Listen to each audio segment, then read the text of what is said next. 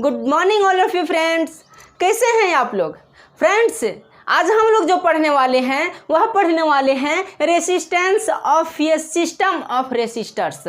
इसमें हम लोग इस टॉपिक को क्लियर करेंगे। कल की क्लास में हम लोग पढ़े थे ओम्स लॉ के बारे में, और ओम्स लॉ के बारे में पूरा डिटेल से हम लोग समझे थे कि ओम्स लॉ क्या होती है, और ओम्स लॉ ने कौन से रिलेशन को दिया, और ओम्स लॉ ने किसके किसके बीच के रिलेशन को बताए थे, उसके बारे में कल की क्लास में हम लोग पढ़े थे। और जो भी फॉर्मूला वगैरह हुई थी उस फार्मूला को भी हम लोग कल देखे थे, यहाँ तक कि उसके डायग्राम को भी कंप्लीट कर चुके हैं। यदि आप नहीं देखे होंगे तो डिस्क्रिप्शन बॉक्स में उसका लिंक भी दे दिए हैं, वहाँ से जाकर के आप उसे आसानी से देख सकते हैं। फ्रेंड्स, आज ये टॉपिक जो हम लोग पढ़ने वाले हैं यह भी टॉपिक बहुत ही इम्पोर्टेंट बन जाती है, क्योंकि इस टॉपिक से रिलेटेड ही हम लोगों को दो टॉपिक क्लियर करनी पड़ती है, पैरेलल ग्रुप और सीरीज ग्रुप को। तो उसको समझने के लिए हम लोगों को ये टॉपिक समझना अनिवार्य है। यदि इस टॉपिक को हम लोग क्लियर नहीं करेंगे तो उसको समझने में हम लोगों को थोड़ा प्रॉब्लम फेस करनी पड़ सकती है। तो फ्रेंड्स, हम लोग पढ़े हैं ओम्स लॉ में। ओम्स लॉ में हम लोग पढ़े हैं कि पोटेंशियल डिफरेंस और इलेक्ट्रिक करंट के बीच में डायरेक्टली प्रोपोर्शनल होता है। जो रिलेशन होती है वो कैसी होती है? तो डायरेक्टली प्रोपोर्शनल रिलेशन होती है। जब पोटेंशियल डिफरेंस बढ़ता है तो इलेक्ट्रिक करंट बढ़ती है। बैटरी का वोल्ट बढ़ाएंगे तो इलेक्ट्रिक करंट बढ़ेगी, बैटरी का वोल्ट घटाएंगे तो इलेक्ट्रिक करंट घटेगी। और इसमें हम लोग देखे थे कि जब पोटेंशियल डिफरेंस में यहाँ इन्वर्सली प्रोपोर्शनल के साइन को जब हम हटाते हैं तो इसके बदले हम लोग इक्वल का साइन देते हैं ना, इक्वल का साइन। उसके बाद क्या करते हैं, एक एक्स्ट्रा गेस्ट या करके यहाँ बैठ जाता है जिसको यार कहते हैं, और ये जो है सो आई लिख देते हैं। तो एक फार्मूला हम लोगों के बीच में आया था, और ये फार्मूला को हम इस तरह भी लिख सकते हैं जैसे कि यार, और इसको आई को इधर लाते हैं तो v बाय आई। ये हम लोग कंप्लीट कर चुके हैं, इसको हम लोग पढ़ चुके हैं। और ये जो है क्या है, रेसिस्टेंस है। तो रेसिस्टेंस के बारे में भी हम लोग कल की क्लास में पढ़ें कि रेसिस्टेंस क्या होती है, और रेसिस्टेंस कौन कौन से फैक्टर पर डिपेंड करता है कि रेसिस्टेंस कब हाई होगी, रेसिस्टेंस कब लो होगी, कब रेसिस्टेंस हायर डिपेंड करेगा, कब रेसिस्टेंस जो है सो लोअर डिपेंड करेगा। तो हम लोग उस फैक्टर के बारे में कल की क्लास में भी पढ़ चुके हैं, और बहुत ही सटीक एग्जाम्पल के साथ हम लोग पढ़ चुके हैं, जिसको हम लोग कभी भूल नहीं सकते। तो इसके बारे में हम लोग जान चुके हैं। तो बात है कि जो रेसिस्टेंस होती है, इस रेसिस्टेंस का आज हम लोग जो पढ़ेंगे इसमें हम लोग ये पढ़ेंगे कि जैसे कि किसी सर्किट में इलेक्ट्रिक करंट को फॉलो कराया जा रहा है, इलेक्ट्रिक करंट को फॉलो कराया जा रहा, तो उसमें रेसिस्टेंस है। जैसे कि मान लेते हैं कि ये कोई कंडक्टर को हम लोग लेते हैं, और इस कंडक्टर में क्या फॉलो होती है, तो इलेक्ट्रिक करंट बहता है। इलेक्ट्रिक करंट बहता है ना, जब इसको बैटरी से कनेक्ट कर देते हैं तो इसमें इलेक्ट्रिक करंट बहता है। मान लेते लगा ही देते हैं इलेक्ट्रिक करंट, भाई यहाँ बल्ब लगा दिए यार, यहाँ पर क्या कर दिए, बैटरी को कनेक्ट कर दिए।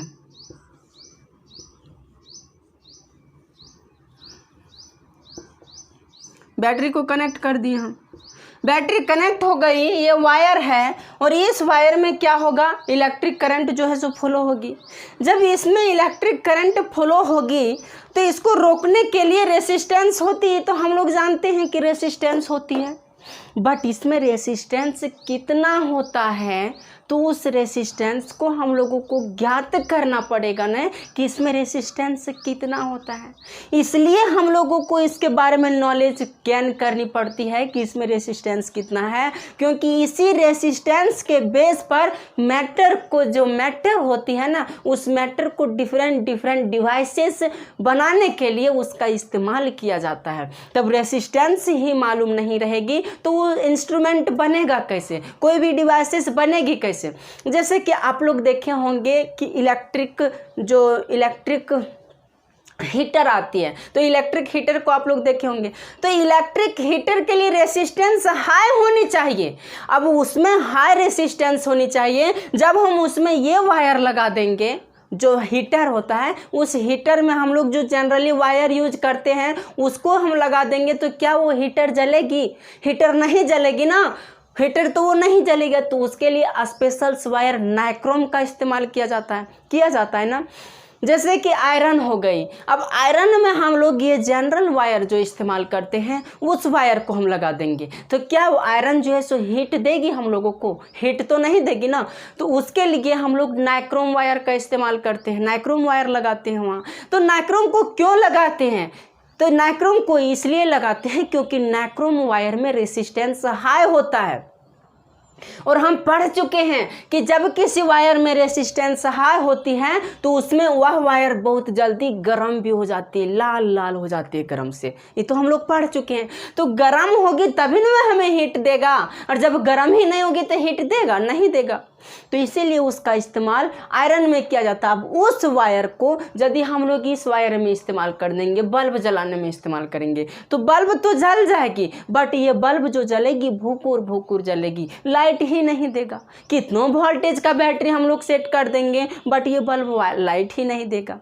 तो रेसिस्टेंस पे डिपेंड करती है ना। तो वही हम लोगों को ये मालूम करना पड़ता है कि कौन से वायर में कितना रेसिस्टेंस है और कौन से मैटर में कितना रेसिस्टेंस है, और जिस रेसिस्टेंस के बेस पर ही उसको बनाया जाता है। कई सारे डिफरेंट डिवाइसेस को बनाई जाती है। जो साइंटिस्ट बनाते हैं ना, वही साइंटिस्ट इस डिवाइसेस को बनाते हैं, उसको रेसिस्टेंस की वैल्यू को ज्ञान करके, यानी उसके वैल्यू को पता करके। साइंटिस्ट जो है ना एक तरह के भगवान की तरह ही है। जैसे कि हमारे शरीर को बनाने के लिए हार्ट बनाए हैं, लंग्स बनाए हैं, इंटेस्टाइन बना है, स्टोमच बना है, बहुत सारे ऑर्गन्स हमारे बॉडी के अंदर बनाए। तो इसको बनाने का काम हमारे ऊपर वाले भगवान गॉड जी ने किए ना। तो जो हमारे लाइफ में जो यूज किया जाता है तो उसको भी बनाने के लिए उसी गॉड की तरह साइंटिस्ट है, और उन्हीं साइंटिस्ट ने इन सारे इंस्ट्रूमेंट को बनाए। जैसे कि आप मोबाइल पर आप पढ़ रहे हैं तो मोबाइल को भी तो कोई बनाया है, तो उसको साइंटिस्ट ने बनाया। वो तो गॉड ऊपर से बना करके तो भेजे नहीं है, बल्कि इसको साइंटिस्ट बनाए। तो वही साइंटिस्ट लोग ही जो होते हैं, फिजिस्ट लोग, वही सब इसको ज्ञान करते हैं कि इसमें रेसिस्टेंस कितना है, रेसिस्टेंस का यूज कहाँ किया जाना चाहिए, रेसिस्टेंस का डिफरेंट प्लेसेस पर या डिफरेंट वेज पर इसका इस्तेमाल किया जाता है रेसिस्टेंस का। इसलिए रेसिस्टेंस हम लोगों के लिए इम्पॉर्टेंट बन जाती है। अब बात रही कि रेसिस्टेंस तो हो गई, तो हम लोग जान गए कि रेसिस्टेंस किसी वायर में कितना है, सो कैलकुलेट करने के लिए रेसिस्टेंस को ज्ञान किया जाता है। बट रेसिस्टेंस को कौन से फॉर्मेट में ज्ञान किया जाता है? अब एक वायर जो है देखते हैं, एक वायर जो है सो पूरी तरह से लंबा है, यहाँ से एक ही वायर है, और एक वायर है जो हम लोग घरों में इस्तेमाल करते हैं। यहाँ पर स्विच लगा हुआ है, और इसी बोर्ड से एक वायर इधर गया है, एक वायर इधर गया है, एक वायर इधर गया। हम लोग क्या करते हैं, कभी कभी यहीं से एक कनेक्शन ले लेते हैं, कभी कभी यहीं से कनेक्शन ले लेते हैं। तो यहाँ भी बल्ब सेट कर दिए, यहाँ भी बल्ब सेट कर दिए, यहाँ भी बल्ब सेट कर दिए, हर जगह बल्ब सेट कर दिए, यहाँ भी बल्ब सेट कर दिए और यहाँ भी बल्ब सेट कर दिए। तो इतना जगह बल्ब सेट कर दिए, लेकिन एक वायर जो है यहाँ से यहाँ तक, इसमें जो बल्ब लगा है यहीं पर एक बल्ब लगा है, यहीं पर। तो दो वायर हो गई। इस वायर को हम लोग ये कहते हैं, इस वायर को हम लोग भी कोई नाम दे दिए, सर्किट का नाम दे दिए। तो बात रही कि क्या इसमें रेसिस्टेंस को कौन से फॉर्मेट में हम लोग ज्ञान कर सकते हैं। तो यहाँ पर मान लेते हैं कि रेसिस्टेंस को लगा देते हैं।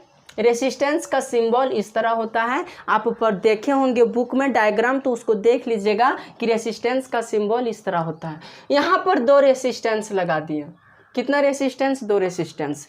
बट यहाँ पर जो एक रेसिस्टेंस यहाँ लगा हुआ है, एक रेसिस्टेंस यहाँ लगा हुआ है, एक रेसिस्टेंस यहाँ लगा हुआ है, एक रेसिस्टेंस यहाँ लगा हुआ है, एक यहाँ है, एक यहाँ है। इस तरह रेसिस्टेंस जो है सो लगा हुआ है। अब बात रही कि इस रेसिस्टेंस को कैलकुलेट हम लोग कैसे करेंगे। कैलकुलेट तो कोई मेथड से करना पड़ेगा ना। तो इस रेसिस्टेंस में देख रहे हैं कि एक ही वायर है और एक ही वायर बहुत दूर तक गई है, एक ही वायर बहुत दूर तक गई है। बट इसमें हम लोग देख रहे हैं कि यहाँ जो वायर निकला है इस बोर्ड से जो वायर निकला है डिफरेंट वे में, यानी एक वायर इधर चल गया है, एक वायर इधर चल गया है, एक वायर इधर, एक फिर यहाँ से हम लोग वायर को कनेक्ट किए। तो इस तरह यहाँ जो है सो वायर कनेक्टेड है। बट बात रही कि हम रेसिस्टेंस को निकालेंगे कैसे, किस वे में हम लोग निकालेंगे। तो यहाँ पर जब वायर जो है ना पूरी सीरीज ग्रुप में रहती है, पूरा एक ही वायर, नहीं तो उसका कहीं डिफ़ॉल्ट होता है, नहीं तो उसका कोई ब्रांच होता है। कोई भी ब्रांच यदि नहीं हो यानी स्ट्रेट लाइन में एक ही वायर खींचा गया है, यहाँ से हजारीबाग से पटना तक यदि एक ही वायर को खींचा जाए तो वो एक ही वायर हुई, एक ही वायर हुई। तो उसमें जो रेसिस्टेंस को ज्ञान किया जाता है ना, वह एक सीरीज ग्रुप में ज्ञान किया जाता है। तो जितना भी रेसिस्टेंस होता है उसको ऐड कर दिया जाता है। क्या किया जाता है? तो ऐड कर दिया जाता है। मान लें ये रेसिस्टेंस का वैल्यू कितना है 10 ओम, इसका वैल्यू कितना है 5 ओम, 5 ओम है। तब कोई स्ट्रेट वायर है, इस स्ट्रेट वायर में 2 रेसिस्टेंस लगा हुआ है, तो इसको ज्ञान करने के लिए इसको क्या किया जाता है? ऐड कर दिया जाता है। यानी 10 + 5 = कितना हो गया? 15। तो यहाँ पर जो रेसिस्टेंस होगा 15 रेसिस्टेंस होगा। बट इसमें किस तरह किया जाता है? अब सोचेंगे कि इसमें भी मान लेते हैं ये 2 ओम है, ये 3 ओम है, ये 4 ओम है, ये 5 ओम है, ये 6 ओम है, ये 7 ओम है, ये 7 ओम है, इस तरह। तो यहाँ पर जो कैलकुलेशन, जैसे कि हमारे घरों के एक बोर्ड से बहुत सारा वायर निकली हुई रहती है ना, बहुत सारा वायर निकली हुई, एक ही बोर्ड है लेकिन इसी बोर्ड से एक बाथरूम में लाइट दे दिए, इसी बोर्ड से दूसरा किचन में दे दिए, इसी बोर्ड से दूसरे जगह रूम में है, और इसी बोर्ड से बाहर गैलरी में भी है, बरामदा में भी है, तो बहुत सारे जगह पर है। तो उसको हम लोग कैसे कैलकुलेट करेंगे? तो उसको कैलकुलेट इसको ऐड करके नहीं किया जाता है, ऐड करके इसको नहीं किया जाता है। यानी इसको जो ऐड किया जाता है इसका पूरा निकाला जाता है। तो इसको निकाला जाता है RP 1/RP = 1/R1 + 1/R2 + 1/R3 ... 1/RN। ये इस फार्मूला पर इसको ऐड किया जाता है। इसको R1 + R2 + R3 + R4 ... RN पर इसको कैलकुलेट किया जाता है। RS = इस फार्मूला पर जो है सो ये रेसिस्टेंस ज्ञान होती है, और इस फार्मूला पर जो है सो इस परिपथ का रेसिस्टेंस ज्ञान होती है। तो इसको हम लोग पढ़ेंगे, तो इसको हम लोग कहते हैं पैरेलल ग्रुप, और इसको हम लोग कहते हैं सीरीज ग्रुप, क्योंकि एक ही सीरीज में है। जितना भी रेसिस्टेंस है एक ही सीरीज में, बट इसमें जितना रेसिस्टेंस है एक ही सीरीज में नहीं है। एक ब्रांच इधर, एक वायर यहाँ कनेक्ट है, एक वायर यहाँ है, एक वायर यहाँ है, तो इसको हम लोग कहेंगे पैरेलल ग्रुप। तो पैरेलल ग्रुप और सीरीज ग्रुप को भी हम लोग पढ़ेंगे, हम लोग उसको भी पढ़ेंगे, यानी नेक्स्ट वीडियो में उसको भी पढ़ेंगे सीरीज ग्रुप को। और इसका डेरिवेशन भी हम लोग पढ़ेंगे कि जो फार्मूला आया है RS = R1 + R2 + R3 ... RN तक जो फार्मूला आया है, ये फार्मूला कैसे आया। पैरेलल ग्रुप में हम लोग पढ़ेंगे 1/RP = 1/R1 या 1/R2, ये भी हम लोग पढ़ेंगे।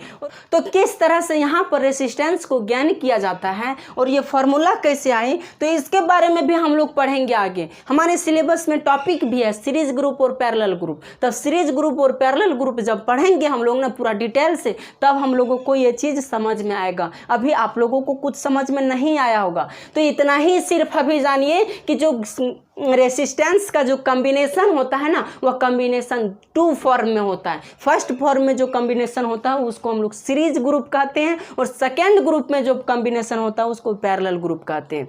तो पैरेलल ग्रुप का जो इमेज रेसिस्टेंस इस तरह मेनली नहीं होता है। इसका सर्किट जो है आपके बुक में जो दिया गया है उसको हम दिखाते हैं कि किस तरह इसका सर्किट होता है। सो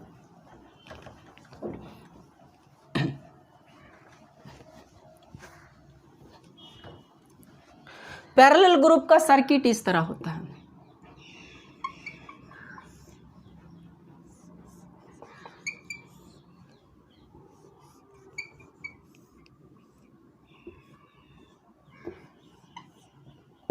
पैरेलल ग्रुप का सर्किट है।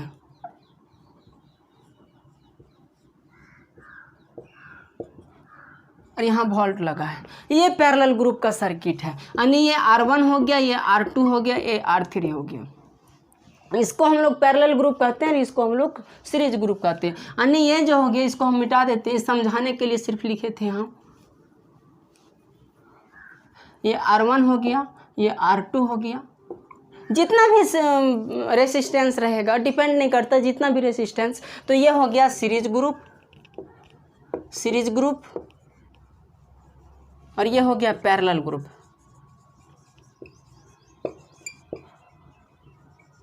ये हो गया पैरेलल ग्रुप। तो सीरीज ग्रुप पैरेलल ग्रुप को समझ गए कि जो कॉम्बिनेशन किया गया है रेसिस्टेंस को, दो कॉम्बिनेशन में डिवाइड किया गया, एक सीरीज ग्रुप और एक पैरेलल ग्रुप। तो ये जो था आज छोटा सा एक टॉपिक था। तो चलिए हम लोग नेक्स्ट वीडियो में फिर मिलते हैं, और नेक्स्ट वीडियो में सीरीज ग्रुप के साथ हम लोग फिर मिलेंगे, और सीरीज ग्रुप का जो डेरिवेशन है उस डेरिवेशन को हम लोग देखेंगे, और उसका फार्मूला को भी देखेंगे। तो चलिए, थैंक यू वेरी मच।